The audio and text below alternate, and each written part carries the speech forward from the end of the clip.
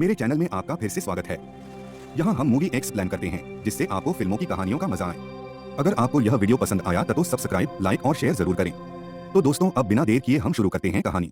कि उन्हें पीने तक का भरपूर पानी नहीं मिल रहा, लेकिन जैसा हमेशा होता है ना, अमीरों के पास चाहे दुनिया में कैसी भी मुसीबत क्यों ना आ जाए, उन्हें परेशानी नहीं होती। वैसा ही कुछ यहाँ पर भी है दोस्तों।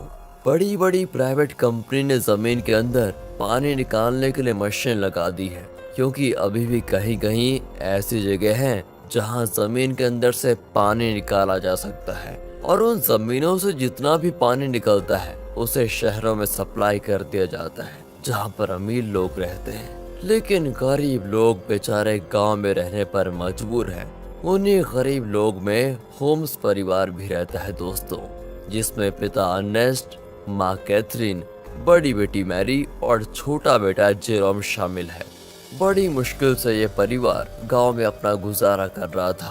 अर्नेस्ट की काफी बड़ी जमीन भी थी जिसमें उसके पिता खेती किया करते थे, लेकिन पानी की कमी होने की वजह से अर्नेस्ट खेती नहीं कर पा रहा है। उसने सरकार से भी बात की कि मेरी जमीन अभी भी फर्टाइल है, यानी कि पानी मिले तो इस पर फसल उगाई जा सकती है, लेकिन किसी को भी अर्नेस्ट की बात पर भरोसा नहीं है। इसलिए अर्नेस्ट खुद से ही जमीन खोद कर ट्राई करता है कि क्या पता उसकी किस्मत अच्छी हो, उसे पानी मिल जाए जिससे उसका खेत फिर से हरा भरा हो जाएगा और फसल बेचकर वो पानी की कमी को भी अपने परिवार के लिए पूरा कर लेगा। दोस्तों एक दिन की बात है कि अर्नेस्ट के खेत में जहां उसने पानी निकालने के लिए मशीन्स लगाई थी, वहां पर दो चोर आ जाते हैं जो उस मशीन को चुराने आए थे। अर्नेस्ट तुरंत ही गन लेकर वहां पहुंचता है और चोरों को जैसे ही पता चलता है कि अर्नेस्ट यहाँ पर आ चुका है, वो लोग बहाना करने लगते हैं कि हम तो बहुत दूर से आए हैं, थोड़ा पानी मिल जाता तो आपकी मेहरबानी होती। पर दोस्तों तभी वो चोर मौका देखकर अपने पास रखी गन निकाल लेते हैं ताकि अर्नेस्ट को शूट कर पाए। लेकिन अर्नेस्ट का पाला तो ऐसे चोरों से डेली पड़ता था, इसलिए वो तुरंत ही उनके शॉट करने से पहले ही गन चलाकर उन्हें वहीं पर ढेर कर देता है। देखा दोस्तों, ऐसा हाल हो गया है पानी के लिए कि एक दूसरे की जान लेने पे तुले हुए हैं लोग। अर्नेस्ट अपनी मशीन को चेक करने आता है, लेकिन बेचारे को पता चलता है कि यहाँ से जो थोड़ा बहुत पानी निकलता था वो भी खत्म हो चुका है। इसका मतलब कि अब उसे दूसरी जगह फिर से गड्ढा खोद कर मशीन लगानी होगी ताकि वहाँ से पानी निकाला जा सके। अर्नेस्ट अब जेरोम के साथ वाटरमैन के पास जाता है। दोस्तों वाटरमैन ऐसे लोगों का ग्रुप है जो प्राइवेट कंपनी के लिए काम करते हैं, बड़ी बड़ी मशीनों को लगाना ताकि अंदर से पानी निकाला जा सके, और ये पानी शहर में सप्लाई किया जाता है। वैसे अर्नेस्ट इन लोगों को शराब या खाने पीने की चीजें डिलीवर करने का काम करता है। वो शहर से सारी चीजें अपने गधे पर लाद कर लेकर आता है और इन वाटरमैन को दे देता है। उन्हीं वाटरमैन में मैक्स नाम का एक आदमी भी शामिल है जिससे अर्नेस्ट की थोड़ी अच्छी पहचान होती है। अर्नेस्ट मैक्स से कहता है कि देखो भाई, तुमने यहाँ बड़ी मशीन लगाने का काम शुरू कर दिया है। यहाँ से थोड़ी दूर मेरा खेत है जहाँ पानी आता था वैसे, लेकिन तुम्हारे यहाँ वो बड़ी मशीन लगाने की वजह से जो थोड़ा बहुत पानी मेरे खेत को मिलता था अब वो भी बंद हो गया है। क्या तुम अपनी इन बड़ी मशीनों की लाइन दूसरी जगह नहीं लेकर जा सकते? मैक्स कहता है कि ये तो मेरा काम नहीं है, तुम्हें बात करनी है तो तुम हमारे बॉस से जाकर कर सकते हो। अर्नेस्ट को पता होता है कि बॉस तो उसकी सुनने वाला है नहीं, इसलिए वो बेचारा अपना छोटा सा मुंह लेकर जेरोम के साथ घर आने के लिए निकल आता है। लेकिन जब इंसान की किस्मत खराब हो तो उसके साथ बुरी चीजें होने में टाइम नहीं लगता। ऐसा ही अर्नेस्ट के साथ भी हो जाता है। आते समय उसके गधे का पैर पत्थर से टकराने की वजह से वो नीचे गिर जाता है और गिरने की वजह से उसकी एक टांग टूट जाती है। बेचारा गधा प्यास से पहले परेशान था, टांग टूटने से उसको और तड़पन होती है। इसलिए अर्नेस्ट उसकी तकलीफ को खत्म करने के लिए मजबूरन उससे वहीं मार डालता है। दोस्तों क्या करता बेचारा। इसके बाद वो एक ऑक्शन हाउस में आता है जहां पुराने रोबोट्स को रिपेयर करके बेचा जाता है। अर्नेस्ट ऐसे एक रोबोट को खरीदने आया था ताकि आगे से वो डिलीवरी का काम संभाल पाए। साथ ही ऑक्शन में फेलम नाम का बंदा भी रोबोट पर बोली लगाने आता है, लेकिन आखिर में अर्नेस्ट को वो रोबोट मिल जाता है, जिसे पाकर अर्नेस्ट और जेरोम बड़े खुश होते हैं कि चलो कुछ तो काम की चीज आई हाथ में। इसके बाद दोनों हॉस्पिटल आते हैं जहाँ कैथरीन रहती है। कुछ समय पहले एक दुर्घटना का शिकार हो गई थी कैथरीन, इसलिए वो चल फिर नहीं पाती। इसलिए हॉस्पिटल में वायर के जरिए कैथरीन को रखा जाता है। वायर मतलब जो कैथरीन को चलने में मदद करते हैं। अब देखिए, अर्नेस्ट के पास इतने पैसे तो है नहीं कि वो वायर का सिस्टम खरीद कर घर लेकर आ पाए, इसीलिए वो और उसके परिवार के लोग हॉस्पिटल में ही कैथरीन से मिलने आया जाया करते हैं। अब हॉस्पिटल के बाहर अर्नेस्ट की मुलाकात रॉबी नाम के बंदे से होती है, जो अर्नेस्ट का बढ़िया दोस्त है, काफी ज्यादा करीबी है। उसके पास तो रहने के लिए घर तक भी नहीं है, साथ ही वो दिमाग से भी थोड़ा कमजोर है। इसलिए अर्नेस्ट उसके पास जो थोड़ा बहुत पानी होता है वो रॉबी और उसके परिवार को दे देता है, क्योंकि भले ही अर्नेस्ट के पास भी पानी की कमी है, लेकिन बंदे का दिल बहुत बढ़िया है यार। अब वहाँ से अर्नेस्ट जैसे ही घर आता है ना, उसके पास फेलम पहुँच जाता है, जो उससे कहता है कि मुझे तुम्हारा रोबोट चाहिए, कुछ जरूरी काम है। अर्नेस्ट को पता था कि फेलम एक नंबर का बदमाश आदमी है, वो रोबोट वापस करने में नाटक करेगा। इसीलिए दोस्तों अर्नेस्ट रोबोट देने से साफ मना कर देता है। साथ ही दोस्तों मैं आपको बता दूं कि फेलम और अर्नेस्ट की बेटी मैरी का एक दूसरे के साथ चक्कर चल रहा है। अर्नेस्ट ने कई बार मैरी को समझाया कि वो फेलम से दूर रहे, वो अच्छा इंसान नहीं है, लेकिन मैरी है कि सुनने को तैयार ही नहीं होती। फेलम की वजह से वो तो अपने पिता से भी नफरत करने लगी है। बताओ दोस्तों, माँ बाप कभी गलत होते हैं क्या? जो बच्चे माँ बाप की बात नहीं मानते उनके साथ तो बुरा होता ही है। कहीं मैरी के साथ भी कुछ बुरा ना हो जाए। खैर आगे देखते हैं। अगले सीन में अर्नेस्ट एक और जगह गड्ढा खोद रहा होता है, इस उम्मीद में कि शायद वहाँ से कुछ पानी निकल जाए, लेकिन बड़ी मशीनों के पाइपलाइन के कारण आसपास का पूरा इलाका सूखा पड़ चुका था। इसलिए अर्नेस्ट को यहाँ भी निराशा का सामना करना पड़ता है। साथ ही गड्ढा खोदने के दौरान अर्नेस्ट जेरोम से बात कर रहा होता है। वो कहता है, जब मैं शहर गया था वहाँ मैंने एक लड़की को देखा जिसके बाल तो छोटे हैं लेकिन देखने में बहुत सुंदर है। तुम तो बेटा बड़े हो चुके हो, कहो तो तुम्हारी बात करवा दो उससे। मैं नहीं जानता कि इस हालत में हम कब तक जिंदा रह पाएंगे, इसलिए हमारे पास जो भी पल बचे हैं उन्हें अच्छे से जी लेना चाहिए हमें। और दोस्तों ऐसे ही बाप बेटे आपस में बात करते हुए कुछ टाइम एक दूसरे के साथ बढ़िया तरीके से बिताते हैं। इसके बाद अर्नेस्ट जैसे ही घर आता है, मैरी उससे कहती है, मुझे पैसे चाहिए पापा, मैं फेलम के साथ जा रही हूँ, मुझे यहाँ पर बहुत घुटन हो रही है। अर्नेस्ट कहता है, घुटन हो रही है? मैंने बचपन से तुम्हें पाल पोस के बड़ा किया, सब कुछ देने की कोशिश की तुम्हें, और फिर भी तुम ऐसी बातें कर रही हो। मैरी तो ऊपर से जवाब देती है, कहती है, हम यहाँ पर जी नहीं रहे, सरवाइव कर रहे हैं, और मुझे ऐसी जिंदगी चाहिए ही नहीं। अर्नेस्ट के लाख समझाने पर भी जब मैरी नहीं मानती तो अर्नेस्ट मैरी को कमरे में बंद करके खिड़कियों पर कीड़े लगा देता है ताकि वो फेलम से मिल ना पाए। अब अर्नेस्ट जैसे सप्लाईज लेने के लिए शहर जाने वाला होता है, तभी उसको पता चलता है कि रोबोट गायब है। ये देखकर उसकी हालत खराब, वो परेशान हो जाता है। वो समझ चुका था कि ये काम तो फेलम के अलावा कोई दूसरा कर नहीं सकता। वो वहाँ से तुरंत वाटरमैन के पास आता है ताकि उनसे पूछ सके कि क्या फेलम यहाँ पर आया था कि नहीं। पर वहाँ पर आते ही मैक्स और बाकी वाटरमैन मिलकर अर्नेस्ट पर धावा बोल देते हैं दोस्तों, और जमकर उसकी पिटाई करने लगते हैं। उनका कहना होता है कि तुमने हमारी सप्लाई चुराई, जो हमारी मेहनत की कमाई थी, जिसे तुमने शायद कहीं और बेच दिया होगा। अर्नेस्ट कहते हैं, अरे ये क्या कह रहे हो तुम? मैं खुद यहाँ तुमसे पूछने आया था कि क्या फेलम मेरा रोबोट लेकर यहाँ आया था या नहीं, लेकिन उल्टा तुम लोग मुझे ही मार रहे हो। दोस्तों अर्नेस्ट यहाँ पर समझ चुका था कि जरूर फेलम ने शहर से मेरे बदले सप्लाईज ले ली और उसे वाटरमैन को देने के बजाय चुरा कर कहीं और लेकर चला गया। इसलिए दोस्तों अर्नेस्ट जैसे तैसे वाटरमैन से पीछे छुड़ाकर फेलम को ढूंढने के लिए निकल जाता है, जो उसे मिल भी जाता है। साथ ही अर्नेस्ट का शक भी सही था, उसने ही सप्लाईज चुराई थी दोस्तों, जिससे वो बड़े आराम से खा पी रहा था। इसलिए अर्नेस्ट गन पॉइंट पर लेकर फेलम को डरा देता है और उसे वाटरमैन के पास ले जाने लगता है, ये बताने के लिए कि सप्लाईज मैंने नहीं फेलम ने चुराई थी। आगे बढ़ते हुए दोनों काफी ज्यादा थक चुके थे। अर्नेस्ट सबसे ज्यादा थक चुका था और साथ ही साथ उसका पानी भी खत्म हो चुका था।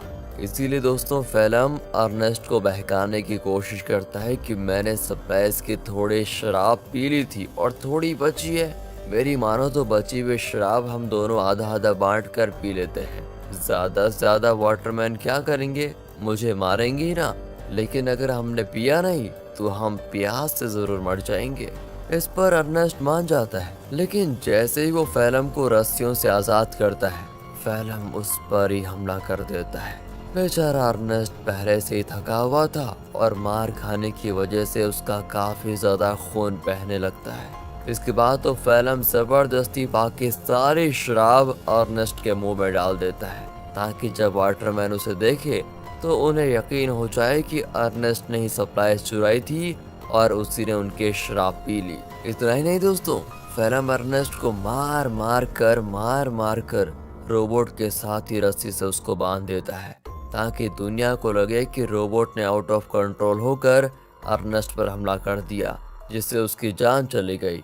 और होता भी ऐसा ही है, बेचारा अर्नेस्ट मारा जाता है दोस्तों। और सभी लोगों को लग रहा था कि रोबोट ने अर्नेस्ट की जान ली।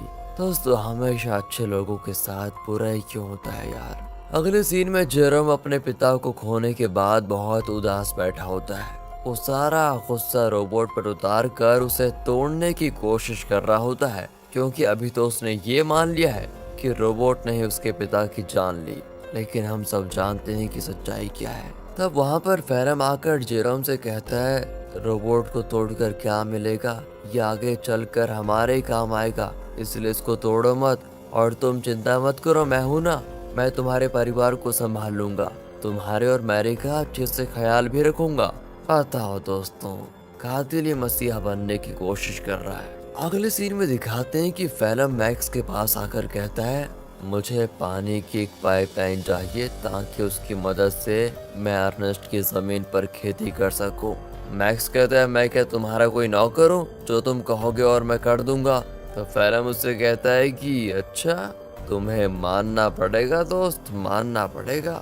वो दोस्तों उसका चाकू दिखाते हुए कहता है, ये चाकू तो याद है ना तुम्हें, उस दिन जब सप्लाईज लेकर तुम लोगों ने अर्नेस्ट पर हमला किया था, तब ये चाकू अर्नेस्ट ने तुमसे ले लिया था और मुझे ये चाकू उसकी बॉडी के पास मिला, जिसमें तुम्हारा नाम लिखा हुआ है। सभी जानते हैं कि मरने से एक रात पहले सप्लाईज लेकर तुम्हारी और उसकी लड़ाई हुई थी।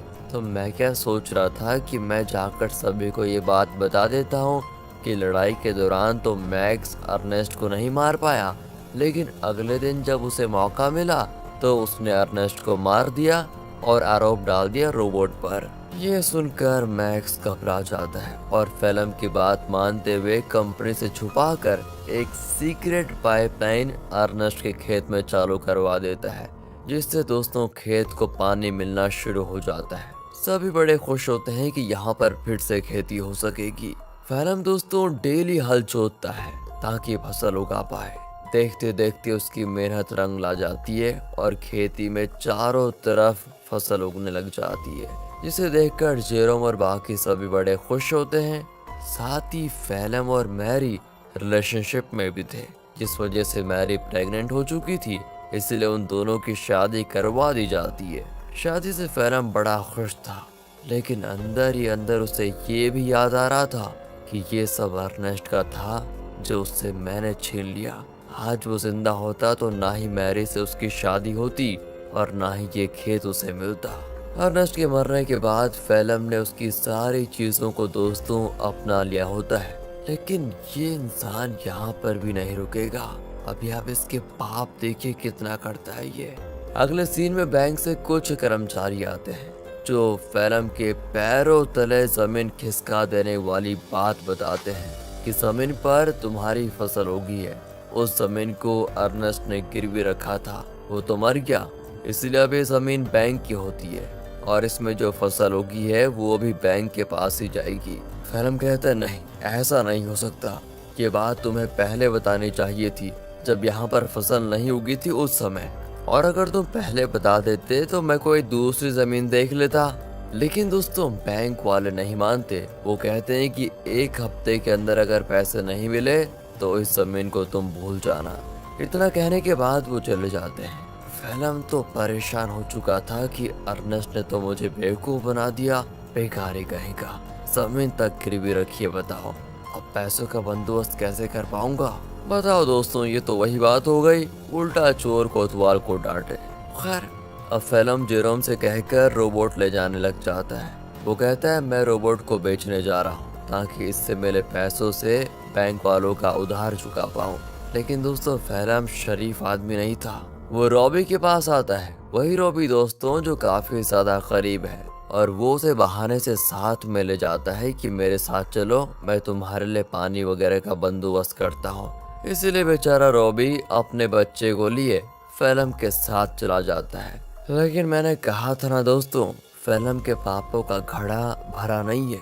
वो धोखे से बेचारे रॉबी के बच्चे को बेच देता है, जिनसे मिले पैसों को वो बैंक वालों को दे देगा। अब इसकी खबर जैसे रॉबी को लगती है, वो फेलम से झगड़ा करने की कोशिश करता है। लेकिन जहाँ पर फेलम ने बच्चे को बेचा था वहाँ झगड़ा वगैरह करने का रूल नहीं होता। बच्चा बिक गया तो डील कभी नहीं टूटेगी। इसलिए वो बदमाश लोग रॉबी को शूट करके मार देते हैं दोस्तों। साथ ही वो फेलम को भी शूट करने की कोशिश करते हैं, क्योंकि उन्हें तो लगा था कि फेलम रॉबी की परमिशन के साथ उसके बच्चे को बेच रहा है। इसलिए फेलम जैसे तैसे अपनी जान बचाकर दोस्तों वहां से भाग ही जाता है। साथ ही वो रोबोट को वहीं छोड़ देता है, क्योंकि उसे जेरोम को भी तो बताना है कि ये पैसे बच्चे को बेचकर नहीं बल्कि रोबोट को बेचकर आए हैं। क्या कहें दोस्तों, कितना बुरा आदमी है यार ये फेलम। तभी तो दोस्तों अर्नेस्ट अपनी बेटी मैरी को मना कर रहा था इसके साथ रहने के लिए। अगले सीन में बैंक को पैसा देने की वजह से जमीन फिर से फेलम की हो जाती है। तो वहीं रोबोट आगे बढ़ते हुए अपने ओरिजिनल ओनर के पास जाने के लिए निकल पड़ता है, क्योंकि जब वो बदमाश लोग फेलम और रॉबी को शूट कर रहे थे तो कुछ गोली रोबोट को भी लग गई थी, जिससे हुआ ये कि रोबोट की डिफॉल्ट सेटिंग ऑन हो गई और इसीलिए वो अपने ओरिजिनल ओनर के पास जा रहा है, जो कि शहर में रहता है और ओनर का नाम है केल्विन। वो जैसे उस रोबोट को देखता है तो बिल्कुल हैरान हो जाता है कि ये किसका रोबोट घूमकर वापस मेरे पास आ गया। उस रोबोट पर दोस्तों अर्नेस्ट का नाम लिखा हुआ था। इसलिए केल्विन रेडियो के जरिए अर्नेस्ट से संपर्क करने की कोशिश करता है ताकि वो आगे आए और अपने रोबोट को वापस लेकर जाए। जेरोम तो जैसे ही रेडियो को ऑन करता है तो बिल्कुल हैरान हो जाता है कि फेलम ने तो कहा था कि उसने रोबोट को बेच दिया, अब ये केल्विन बता रहा है कि रोबोट उसके पास है। इसीलिए दोस्तों वो डिसाइड करता है कि अगर केल्विन रोबोट वापस देना चाहता है तो कोई नहीं, ये तो बहुत अच्छी बात है, मैं जाकर उसको ले लेता हूँ। अगले सीन में जेरोम को रॉबी की पत्नी दिखाई देती है, जो रॉबी और उसके बच्चे के वापस लाने पर सदमे में जा चुकी थी। वो एक गुड़िया लेकर रॉबी और अपने बच्चे के आने का इंतजार करती है। सच में दोस्तों बेचारी के साथ बहुत बुरा हुआ ना। एंड इस चीज को देखकर जेरोम को लगता है कि जरूर कुछ तो बात है जो फेलम छुपा रहा है। जिसके बाद वो शहर के बॉर्डर पर आता है, लेकिन 18 साल से कम होने की वजह से गार्ड्स उसे शहर में जाने नहीं देते। तब वहाँ पर एक लड़की आती है जिसका नाम अना है। वो जेरोम से कहती है मेरे पास आ जाओ, मैं तुम्हें शहर भिजवा सकती हूँ, वो भी बहुत कम पैसों में। जेरोम जैसे ही अना को देखता है तो बिल्कुल हक्का बक्का हो जाता है, क्योंकि वो हूबहू वैसी होती है जैसा कि अर्नेस्ट ने उसे छोटे बालों वाली उस लड़की के बारे में बताया था। याद है ना दोस्तों, जब अर्नेस्ट जेरोम से कह रहा था कि तुम्हारी शादी कर लेते हैं, उससे बात कर लेते हैं तुम्हारी, तो दोस्तों जेरोम उससे फिर अर्नेस्ट के बारे में पूछता है, लेकिन वो तो जानती ही नहीं अर्नेस्ट को। जेरोम भी आगे कुछ नहीं कहता और इसके बाद वो जेरोम को शहर तक जाने वाली सामान की गाड़ी में छुपा कर बैठा देती है और उसकी मदद से जेरोम शहर पहुंच जाता है। अब शहर आने के बाद जेरोम केल्विन से मिलता है, जो उसे उसका रोबोट वापस कर देता है। रोबोट को जो गोलियां लगी थी केल्विन ने उसे भी रिपेयर कर दिया था, साथ ही उसने रोबोट की सेटिंग भी सही कर दी थी। तब जेरोम जैसे ही रोबोट को ध्यान से देखता है तो पता चलता है कि इसमें तो कैमरा लगा हुआ है। जो कि लेजर बीम की मदद से वीडियो रिकॉर्ड करता है। वीडियो साफ रिकॉर्ड तो नहीं होता, लेकिन इतनी क्लियर जरूर होती है कि उसे देखा जा सके। और तब उन वीडियोस में जेरोम को उसके अर्नेस्ट के साथ बिताए हुए पल दिखाई देते हैं जिन्हें रोबोट ने रिकॉर्ड कर लिया था। उन्हीं वीडियो में दोस्तों वो वीडियो भी होती है जब फेलम अर्नेस्ट को मार रहा था और रस्सी से बांधकर उसे रोबोट के साथ जोड़ दिया था। इस चीज को देखकर जेरोम को एकदम से सदमा लगता है। उसे सच्चाई का पता चल चुका था कि उसके पिता का मरना कोई एक्सीडेंट नहीं था, बल्कि फेलम की सोची समझी साजिश थी। इसलिए वो रोबोट को लेकर वापस घर आ जाता है और आते ही फेलम को ये नहीं बताता कि उसको सब कुछ पता चल गया है, क्योंकि अगर मैरी को मालूम पड़ा कि ये सब फेलम ने किया तो वो तो सदमा बर्दाश्त नहीं कर पाएगी। ऊपर से वो प्रेग्नेंट भी है। इसीलिए जेरोम एक प्लान बनाता है। वो फेलम से कहता है कि मैंने रेडियो पर सुना कि रॉबी तुम्हें बुला रहा है। अब ये सुनकर फेलम परेशान कि रॉबी तो मर चुका है, ये कौन सा रॉबी बुला रहा है। इसलिए वो कहता है कि शायद वो कोई दूसरा फेलम होगा जिसके लिए वो रॉबी बोल रहा है। अब प्लान फेल होता देखकर जेरोम एक लेटर लिखता है फेलम को, ताकि फेलम को ऐसा लगे कि ये लेटर रॉबी ने भेजा है और वो उसे उसी जगह पर बुला रहा है जहाँ पर अर्नेस्ट मरा था। लेटर देखकर फेलम समझ चुका था कि कुछ तो गड़बड़ी है, मुझे वहाँ पर जाकर देखना ही पड़ेगा। इसीलिए वो उसी जगह पर जाता है जहाँ पर उसने अर्नेस्ट को मारा था। आगे बढ़ते हुए उसे जमीन पर बना हुआ गड्ढा दिखाई नहीं देता और गलती से वो उसे गड्ढे में गिर जाता है, जहाँ गिरने से उसका पैर टूट चुका था और वो मदद के लिए चिल्ला रहा होता है। तब वहाँ पर जेरोम गन लेकर आता है। उसे इतने गुस्से में देखकर फेलम समझ जाता है कि जेरोम को सब कुछ पता चल चुका है और ये सारा प्लान जेरोम का ही था। तो फेलम जेरोम को बहलाते हुए कहता है, देखो जो हुआ मैं उसके लिए शर्मिंदा हूँ, मुझे माफ कर दो। लेकिन देखो मैंने मैरी और तुम्हारे कितना अच्छे से ख्याल रखा। अगर मुझे कुछ हुआ तो मैरी ये सदमा बर्दाश्त नहीं कर पाएगी, इसलिए मुझे जाने दो। लेकिन जेरोम उसकी एक नहीं सुनता और सीधे फेलम को शूट करके मार डालता है। इसके बाद वो रोबोट की मेमोरी भी रेस कर देता है ताकि कभी मैरी ये सब कुछ देख ही ना पाए।